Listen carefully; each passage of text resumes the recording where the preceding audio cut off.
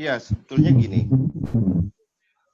ini memang berbahaya sekali ya, Perpu, dan saya melihat akan banyak peraturan-peraturan berikutnya, regulasi-regulasi selanjutnya yang akan keluar, yang tidak kalah bahayanya, yang akan mencederai demokrasi, mencederai prinsip-prinsip transparansi, akuntabilitas dalam penyelenggaraan negara dan pemerintahan. Nah, kalau kita lihat, memang sejak awal itu terjadi banyak sekali kesalahan-kesalahan di dalam proses perencanaan ekonomi, anggaran, dan seterusnya ya. Dan memang kemudian seluruh rencana-rencana pemerintah yang terutama dalam 5 tahun terakhir, 4 tahun terakhir, ya tidak ada yang memiliki hasil yang signifikan. Misalnya kita lihat berbagai mega project seperti mulai dari yang dulu kita berpolemik dari awal soal proyek 35.000 megawatt gagal, kemudian tech amnesty gagal, lalu kemudian berbagai macam proyek infrastruktur juga tidak mencapai hasil yang diharapkan. Dan saya kira ke depan, jika pemerintah tetap memaksakan diri dengan agenda-agenda ambisius ya, seperti pemindahan ibu kota baru dan lain sebagainya, saya kira ini juga akan menghadapi kegagalan yang sama, dan itu akan semakin meningkatkan keparahan daripada APBN kita. Karena ini terkait juga dengan 4 pertanyaan tadi yang diajukan kepada saya. Pertama soal melemahnya kemampuan penerimaan negara. Memang ini kan sudah terlihat dari awal. Jadi penurunan harga komoditas ini sudah berlangsung sejak dimulainya pemerintahan Jokowi. Dari awal pemerintahan ini sudah melemah. Kenapa melemah? Karena perkembangan global memang tidak mendukung. Misalnya ekonomi Cina sejak saat itu sudah mengalami penurunan, dan penurunan itu bersifat terus-menerus dan dalam jangka panjang, tidak ada titik baliknya. Dikarenakan memang keadaan-keadaan global memang tidak memungkinkan bagi perkembangan ekonomi saat ini, karena ada 3 krisis yang dihadapi oleh manusia sekarang. Ada yang disebut dengan overproduction, ada yang disebut dengan underconsumption. Underconsumption itu adalah orang nggak punya daya beli, sementara perekonomian bertumpu pada konsumsi. Lalu kemudian terjadi yang disebut dengan bubble. Bubble finance sudah meledak sekali di tahun 2008, akan tetapi sejak krisis 2008 melanda Amerika, tidak ada tanda-tanda juga pemulihan ekonomi, sehingga sebetulnya ekonomi ini tengah melemah dalam jangka panjang di seluruh dunia, tetapi di Indonesia justru melakukan counter cyclical dengan cara yang salah. Jadi tetap memaksakan belanja-belanja yang besar yang dibiayai dengan APBN dan dibiayai dengan pembiayaan alias utang.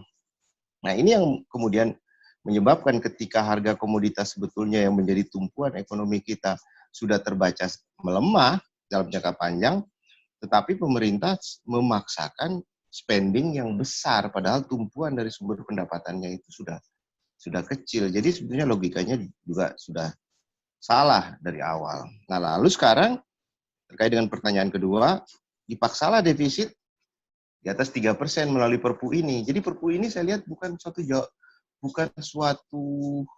respon terhadap COVID ya, tapi respon terhadap berbagai macam kesalahan kebijakan yang dibuat selama ini.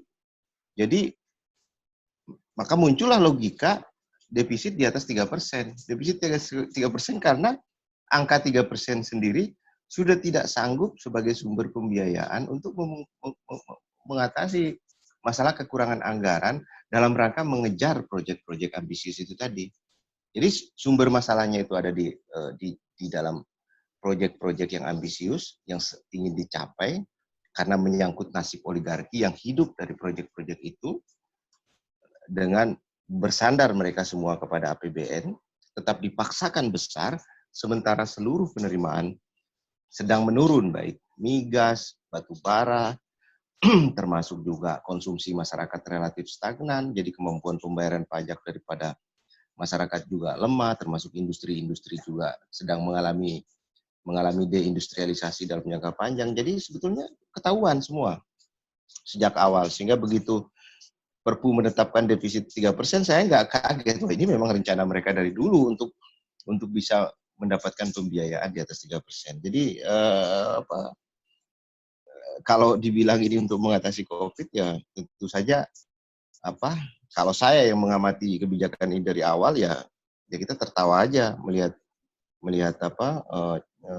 alasan itu. Kemudian pertanyaan berikutnya, bagaimana kemampuan APBN ke depan? Jadi begini, ini hanya bom waktu saja.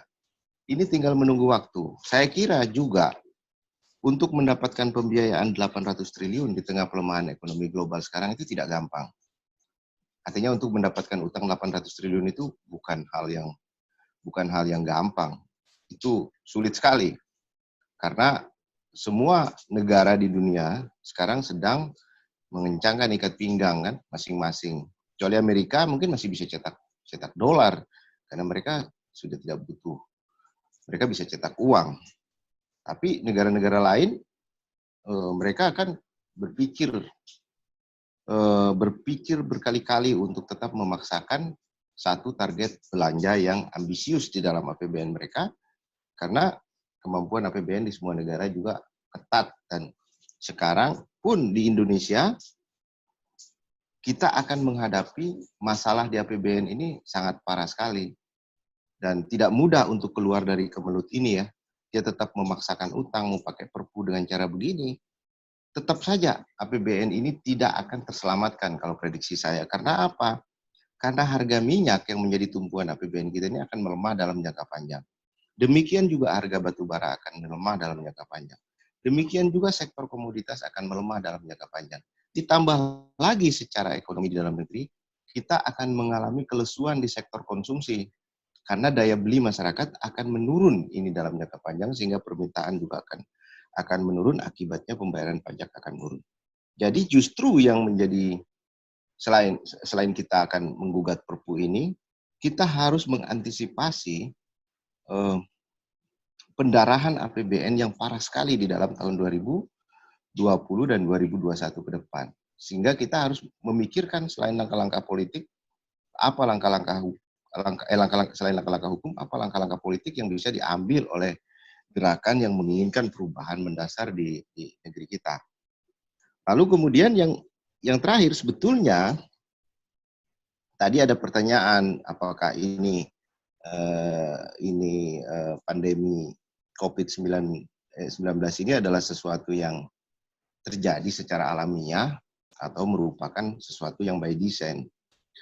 Kalau menurut hemat saya dari sudut pandang ekonomi politik, kita melihat perjalanan daripada kasus perseteruan di antara kekuatan-kekuatan ekonomi utama. Jadi sejak perang currency war, kemudian terakhir ini perang dagang. Perang dagang ini terakhir, dari perang dagang saja negara-negara seperti Indonesia yang sangat bergantung pada ekspor komoditas ke Tiongkok dan sangat bergantung dalam perdagangan dengan Tiongkok ini terkena imbas yang sangat besar. Dan sebetulnya kita sejak perang dagang ini sudah terpukul. Sejak Amerika melancarkan perang dagang, ekonomi kita sudah terpukul. Jadi kemudian sekarang berlangsunglah satu wabah yang melanda, awalnya melanda ekonomi Cina, lalu kemudian sekarang sudah menular kemana-mana. Tentu kita berpikir bahwa ini juga tidak berlangsung secara alamiah kalau kita lihat dari histori dan perjalanan kasusnya. Karena kalau kita melihat ini sebagai sesuatu yang alamiah, ada orang kena virus ini, lalu virus ini menular ke banyak orang di seluruh dunia, pasti sedikit sekali orang yang berpikir demikian.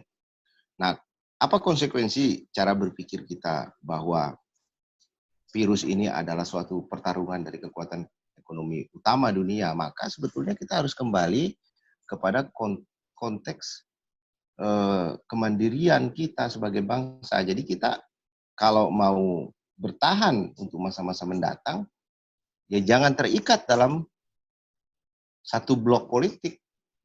Kita harus menetapkan diri kembali sebagai non-blok, sebagai orang yang tidak terlibat, sebagai negeri yang tidak, sebagai negara yang tidak terlibat di dalam konflik di antara kekuatan-kekuatan kapitalis global, atau sekarang kapitalis versus komunis di global ini. Kita harus tetap berdiri dan berpijak kepada semangat daripada pembukaan Undang-Undang Dasar 45, anti kolonialisme dan anti imperialisme, anti nekolim, anti dengan segala bentuk ketergantungan, dan kita harus mampu melepaskan ketergantungan kita dan tidak terlibat atau tidak terlibat di dalam pertarungan dan konflik di dalam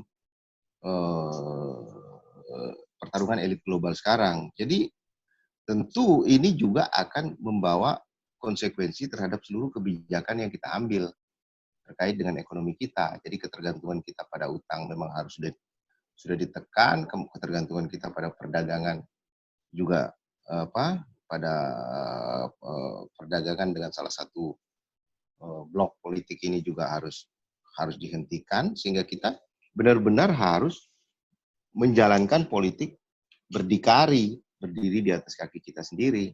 Dan apakah momentum sekarang tersedia? Tentu saja tersedia, karena sebetulnya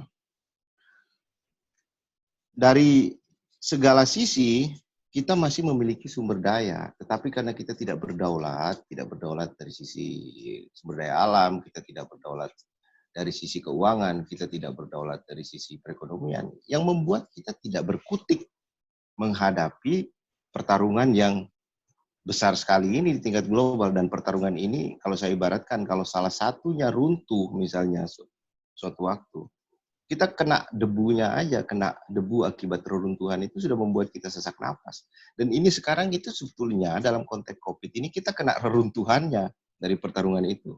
Sehingga semua kita sekarang sesak napas. Dan kondisi sesak napas kita ditambah dengan kondisi fisik dan tubuh kita yang memang sudah sekarat dari awal akibat tata kelola daripada negara ini yang sangat buruk sekali.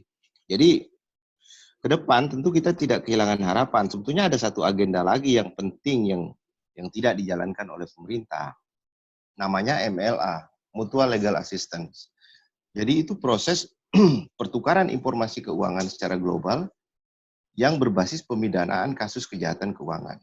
Dan kita sudah menandatangani perjanjian MLA dengan Swiss, kita juga sudah menandatangani di ASEAN, dan bahkan pemerintah sudah mengumumkan sejak proyek Tax Amnesty bahwa ada ribuan triliun, bahkan belasan ribu, 14.000 triliun uang daripada pengusaha-pengusaha Indonesia yang disimpan di luar negeri, yang merupakan hasil daripada kejahatan keuangan. Di tahun 2016 saya masih ingat tulisan Sri Mulyani berjudul Dirty Money and Development, uang kotor dan pembangunan. Jadi sebetulnya dia sudah punya itikat untuk menggunakan uang kotor sebagai sumber daya pembangunan, maka dijalankanlah Tax Amnesty di tahun 2016. Jadi hanya kemudian Tax Amnesty ini bukan merupakan agenda global yang sedang berlangsung sekarang, karena akibatnya ya Tax Amnesty sendiri tidak direspon lah, dan Tax Amnesty sendiri tidak bekerja sebagaimana apa yang diharapkan pemerintah. Tapi pada bagian lain ada satu agenda global yang sedang bekerja, yakni namanya penyitaan aset-aset hasil kejahatan keuangan. Makanya kita tidak kaget misalnya ada muncul Panama Papers, ada pembongkaran kasus sana-sini kejahatan keuangan di seluruh dunia, agar negara dapat menggunakan instrumen itu dalam rangka untuk mengembalikan aset-aset dan kekayaan negara yang disimpan di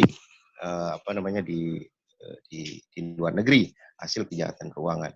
Dan menurut saya itulah langkah yang harus ditempuh oleh pemerintah ke depan dalam rangka untuk sekaligus membersihkan baper oligarki yang menjadi baper ekonomi Indonesia ini, yang menjadi baper politik Indonesia, yang mengelola politik dan ekonomi dengan sumber daya yang berasal dari hasil pencucian uang, manipulasi pajak, dan bentuk-bentuk kejahatan keuangan lainnya. Dan saya kira kalau pemerintah ini mau selamat, ya sebetulnya itu agenda yang harus dia jalankan, bukan malah sebaliknya justru semakin memberi jalan bagi berlangsungnya segala macam bentuk perampokan sumber daya alam, ekonomi dan keuangan Indonesia oleh oligarki yang sebetulnya sudah tidak kredibel lagi, karena selama 5 tahun mereka sudah teruji dengan berbagai agendanya yang disodorkan ke pemerintah dan semuanya gagal. Mulai dari mega project 35.000 megawatt, mega project tol, mega project tech amnesty, proyek tech amnesty, lalu kemudian sekarang ada usulan ibu kota baru, dulu juga sudah gagal di reklamasi, gagal juga di Mekarta. Jadi mau apa lagi? Menurut saya justru keadaan yang kita hadapi sekarang ini menjadi momentum untuk menyingkirkan segala macam baper politik yang ditopang oleh uang kotor yang beroperasi di Indonesia. Saya kira itu harapannya ya, ke depan kita masih ada harapan tentu saja. Makasih. Ya, terima kasih penjelasan dari Pak Salahuddin Daeng. Kemudian telah menjawab keseluruhan dari pertanyaan kita.